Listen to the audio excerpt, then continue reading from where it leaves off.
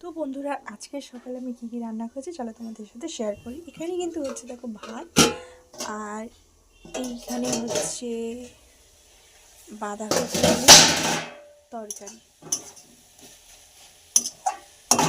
বাঁধাকপি আলু তরকারি। সবে আমরা এটাকে সেদ্ধ করলাম, মানে মশলা মাখিয়ে সেদ্ধ করেছিলাম। এবারে তেল দিয়ে ভালোভাবে বাঁধাকপিটাকে করে নেব। আর তার সাথেই কিন্তু বড় একটা মাছ। তো এটা হচ্ছে মৃগেল মাছ। এই মাছের কিন্তু আজকে করব। এই যে আমি কেটে রেখে দিয়েছি পেঁপে, আলু, এখানে হচ্ছে শীতের যে সবজি অর্থাৎ ওলকপি দিয়ে এইটা দিয়ে মাছ দিয়ে ঝোল করব আজকের। আর এখানে কিন্তু আছে শীতের যেটা মেনলি স্পেশাল, এটা কি বলো তো বন্ধুরা, ধনেপাতা। তো এই দিয়ে কিন্তু আজকের মাছের ঝোল করব।